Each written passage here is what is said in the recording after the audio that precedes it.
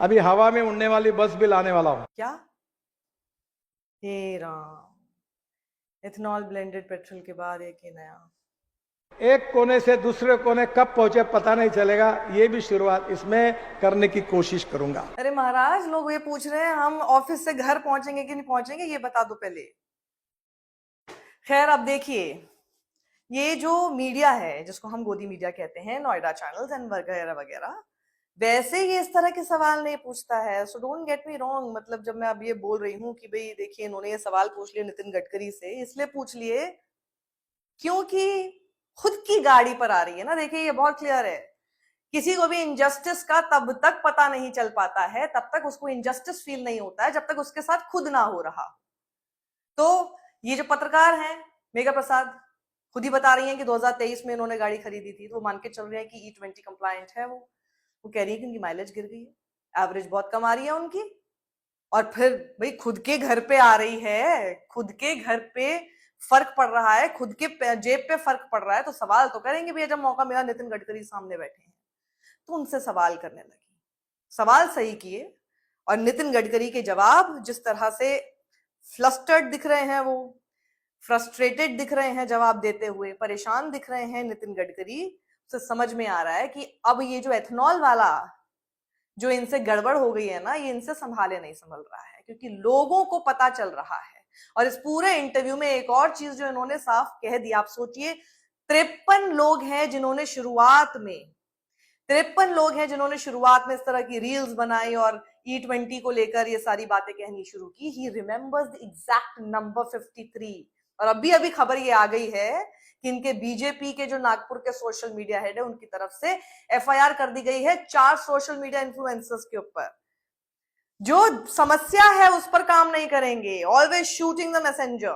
ये आप लोगों के साथ देखिए हो रहा है। क्या क्या नाम है उनके वो मैं आपको बता देती हूँ। ये मनीष कश्यप, देसी बॉयजर, हर्षित राठी और अंकलेश इनवती, इन चारों के खिलाफ केस रजिस्टर किया गया है शिशिर अरुण त्रिपाठी की शिकायत पर, जो कि Nagpur BJP social media cell के हेड हैं। ओके, अब ये देखिए मेघा प्रसाद क्या पूछती हैं। उनका सवाल सही है। वो पूछती है, मेरे पास पेट्रोल वाली एक कार है, पहले वो शहर के अंदर 11 से 12 किलोमीटर प्रति लीटर का एवरेज देती थी, लेकिन अब वही कार सिर्फ 7 किलोमीटर प्रति एवरेज दे रही है। ट्रैफिक भी वही है, रास्ता भी वही है, फिर माइलेज इतना कम क्यों हो गया? नितिन गडकरी कहते हैं, आपने एवरेज कैसे चेक किया? मेघा प्रसाद कहते, जैसे पहले फुल टैंक करके किलोमीटर के हिसाब से चेक करते थे, आज भी उसी तरीके से हमने चेक किया। इस पर नितिन गडकरी ने कहा कि माइलेज ऐसे चेक नहीं होता, इसे सर्विस सेंटर की मशीन से चेक कराया जाता है। और इसके बाद मेघा प्रसाद ने कहा, यानी आप ये नहीं मानेंगे कि आपके ब्लेंडेड E20 पेट्रोल की वजह से मेरी गाड़ी की माइलेज कम हुई है, आप इस बात को नहीं मानेंगे। फिर देखिए, वो ये भी बोलती हैं कि अगर गवर्नमेंट इतना सेव कर रही है बाय यूजिंग E20, आप एक बात बताइए कि पेट्रोल जो है फिर वो सस्ता क्यों नहीं हो रहा हमारे लिए? तो गडकरी जी कहते हैं, ये मुझसे मत पूछिए, ये पेट्रोलियम मिनिस्टर से जाके पूछिए। तो कहते हैं, अरे भैया आप ही तो हैं जो कि एथेनॉल के ब्रांड एम्बेसडर बने घूम रहे हैं। तो कहते हैं, oh I am not asking for a certificate. उफ, वैसे ये इंटरव्यू देख लीजिएगा, क्योंकि जितने लोगों के मन में सवाल है नितिन गडकरी से, वो तो कुछ हद तक तो आपको पता चल ही रहा है कि इनके पास जवाब कुछ है नहीं। और ऐसा लग रहा है कि नितिन गडकरी ना, जो एक पूरा गोदी मीडिया भी बचाते फिरते थे हर चीज पर, वो भी बचा नहीं पा रहे। भैया गाड़ी सबके पास है, सबको दिक्कत हो रही है, और वहीं ऐसा लग रहा है कि सरकार भी अब इनको बचा नहीं पा रही। तो कह दिया सीधे, भैया आप ही जाके जवाब दीजिए, हमारे बस की नहीं है, हम लोग आपको बचा नहीं पाएंगे इस पूरे केस में। भाई सिंपल सी बात है, लोग ये बोल रहे हैं। जो लोग इन लोगों के पक्ष की बात करते हैं ना, वो लोग भी अभी देखिए, जैसे अनंत रंगनाथन, वो भी जगह जगह जाके एनवायरमेंटल कॉस्ट कितना पड़ रहा है E20 का इस्तेमाल से, वो कह रहे हैं कि देखिए 3000 लीटर पानी इस्तेमाल होता है 1 लीटर के एथेनॉल के लिए। Is it even worth it? Environmental cost कितना हो रहा है? लोग सवाल कर रहे हैं। सवाल ये भी है लोगों की तरफ से, आम जनता के मन में ये सवाल बैठ रहा है कि एक बात बताइए ना, अगर मेरे पास E10 कंप्लायंट गाड़ी है तो उसको फेज आउट होने दीजिए ना। मेरे पास ये ऑप्शन क्यों नहीं है कि मैं E10 कंप्लायंट ही पेट्रोल उसमें डलवा सकूं? आप जबरदस्ती E20 क्यों उसमें डलवा रहे हैं? और मेरी गाड़ी खराब हो रही है, मुझे नहीं डलवाना वो, लेकिन सरकार ने सीधा मना कर दिया कि हम ये आपको ऑप्शन ही नहीं देंगे। E10 हो, E15 हो, E20 हो, जो भी हो, आपको हम ये ऑप्शन भी नहीं देंगे। तो सवाल सबके मन में यही है, ये बैकडोर से अचानक से सरकार ने ये क्यों किया है? इसका जवाब कौन देगा और इसका जवाब है क्या? मुझे तो समझ ही नहीं आ रहा कि क्यों आप ऐसा करने की कोशिश करेंगे एकदम छुपे रास्ते से।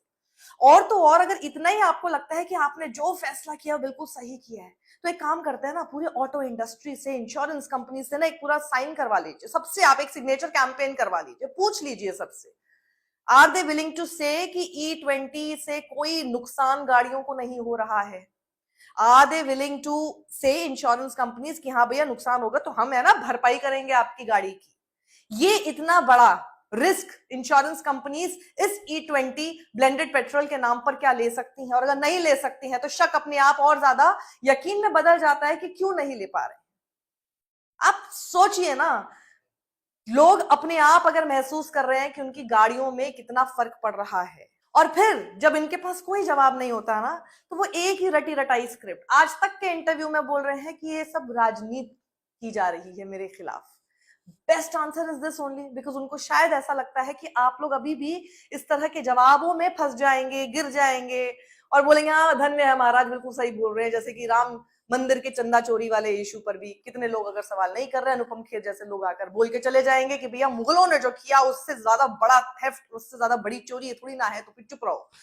हो सकता है आप बोले हाँ भैया धन्य है प्रभु, आप बिल्कुल सही कह रहे हैं। हम लोगों के अंदर ये ऐसे आया कैसे कि हमने प्रभु श्री राम के मंदिर में जो चंदा चोरी हो रही थी या नहीं भी हो रही थी, और हमने उस पर शक कैसे कर लिया? वो तो भगवान के लिए जा रहा था, ये जितने लोग थे ये लूट थोड़ी रहे थे, ये तो भगवान की सेवा में काम कर रहे थे। ये सब दूसरे लोग कर रहे हैं जिनका हमारे धर्म से भी कोई लेना देना नहीं है, हमारे ऊपर इस तरह के लांछन लगा रहे हैं। ऐसा कह के आप फंस जाएंगे, यही कह के कि मेरे ऊपर राजनीति हो रही है, मेरे साथ राजनीति हो रही है, फंस जाएंगे। भैया देखिए नितिन गडकरी जी, जहां आप कुछ अच्छा काम कर रहे थे, आपकी लोग तारीफ कर रहे थे, आप हाईवेज बनाए जा रहे थे और बहुत सारे सफर आपने इधर से उधर कितनी जगहों पर 6-6 घंटे के सफर 3-3 घंटे के कर दिए, लोग आपकी तारीफ कर रहे थे, वो तारीफ आपको बहुत अच्छी लग रही थी। मीठा मीठा गप गप, कड़वा कड़वा थू थू, ऐसे तो नहीं होगा ना। अब जब लोगों को दिक्कत हो रही है, उस हाईवे का क्या करेंगे? उस 6 घंटे की ड्राइव जो 3 घंटे में तब्दील हो गई, उसका क्या करेंगे? जब आदमी को इसी बात का उसको कंफर्मेशन नहीं है कि वो 1 घंटे भी ड्राइव कर पाएगा उस गाड़ी से, पूरे टाइम से सबकॉन्शियस माइंड में यही डर रहेगा पता नहीं कहां रास्ते में रुक जाएगी ये गाड़ी, और नई गाड़ी। So this is a very big issue right now. और उसका जवाब ये नहीं हो सकता कि हम आपसे सवाल कर रहे हैं या फिर लोग आपसे सवाल कर रहे हैं या लोग रील्स बना रहे हैं या ऐसी बातें बोल रहे हैं तो आप उनके ऊपर FIR करवा दें या आप उनके ऊपर कंप्लेंट्स करवा दें।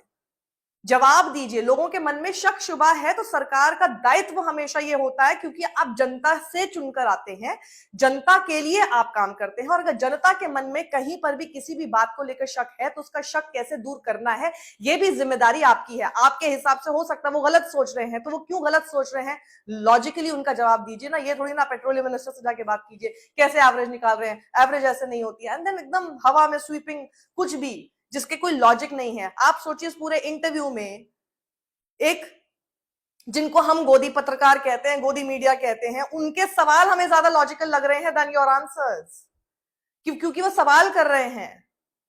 सो जस्ट सी कि वेयर इज द प्रॉब्लम, और वो प्रॉब्लम जब तक आप नहीं ठीक करेंगे ये सवाल बढ़ते रहेंगे, ये शक बढ़ता रहेगा।